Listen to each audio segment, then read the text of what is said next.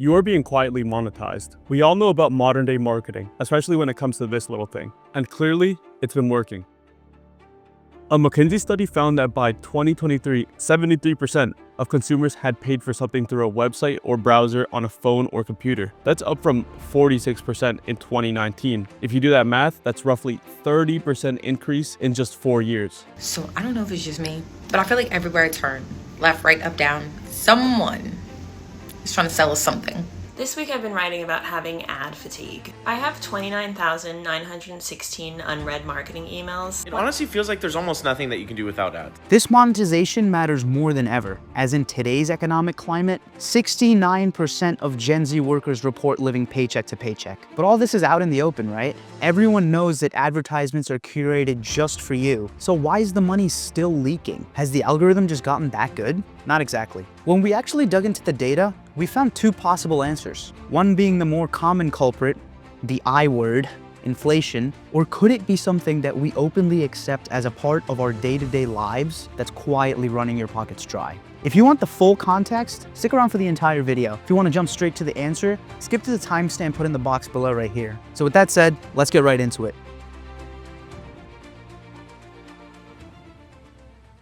Inflation.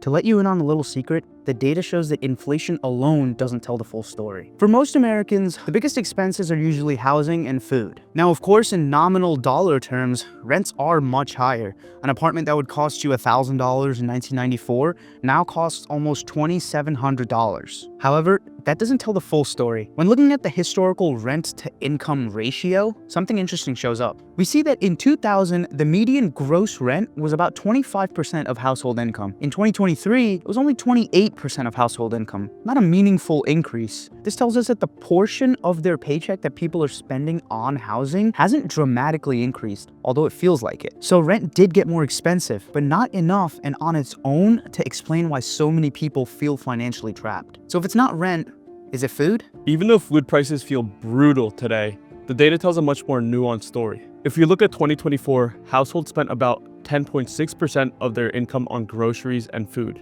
compared to 11.4% in 1991. Over the past 3 decades, that percentage has mostly stayed between a narrow 9 to 12% range, despite big swings in price. You might be thinking, people have been eating out less, buying fewer groceries, or even just cutting back in response to big price increases. And you'd be right. But even though the actual nominal food prices that we pay today may be higher, if we look back 20 or 30 years ago, the percent of income that we were spending on food was roughly the same, if not less. So the question again is, where is the money going? Let's paint a picture for you. Let's think back to the last time that you visited Starbucks. You likely walked in past a few scholarly college students on ChatGPT, and after purchasing a nice matcha latte with strawberry cold foam, you came face to face with the infamous tip screen. The world has become saturated with small tip-like expenses every time that you leave your house. But sometimes, even when you're in it, as we spoke about earlier. But hold on, let's rewind for a second.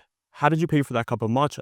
It's very unlikely that you paid with rare spices or, God forbid, some stone cold cash. The world as we know it now revolves around frictionless payment and digital wallets. Let's put it into layman's terms real quick. Your Apple Wallet has probably seen more action than any of your physical cards, such as credit cards, debit cards, or cash. In fact, according to a survey by Forbes Advisor, more than half of Americans in 2023 were more comfortable using digital wallets than traditional payment methods. This goes back to any of those cards or cash that we talked about earlier. And if we're being honest, this number has probably only gone up since. A UNC professor who studied frictionless payment methods found that when you pay with your mobile phone, it's 11 seconds faster on average than paying with a credit card. Now that might not sound like a lot, but the same study found another statistic. Consumers using mobile payment services increased their transaction amounts by 9.4%, as well as increasing the frequency of these transactions by 10.7%.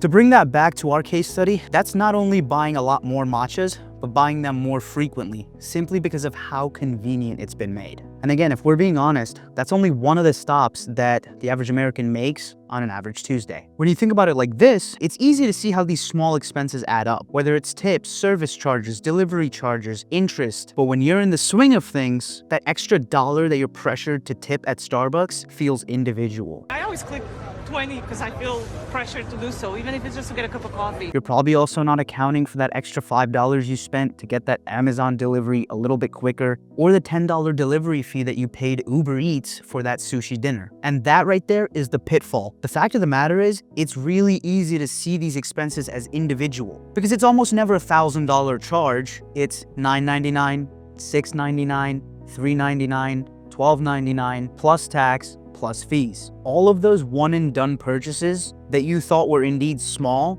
actually end up stacking together and haunting your paycheck. And just to be clear, we're not accusing anybody of a lack of financial discipline. Although there is some of that out there, we're all guilty of looking at all of these purchases at one point or another and saying, it's only this little amount, but we do it so often without realizing it that it ends up stacking together and haunting all of our paychecks. On top of that, just when you think that you've accounted for all loose ends, you're hit with that first month's bill for that Hulu free trial that you forgot about. In fact, right now, the average consumer holds more than 5 subscriptions. We've all had those moments. We start a subscription thinking, it's just $30 a month. By itself, $30 a month may not seem like a lot, but when you account for the other 5 subscriptions that you thought the same thing about, you're now up to almost $200 a month in subscriptions alone. Now, yes, you might be someone who uses all 5, 6, 10, 20 of your subscriptions per month. And if so, that's great. But studies show that more than 1 in 10 people have at least 3 unused subscriptions. Based on our example, that's over $1,000 a year being thrown into the garbage without realizing.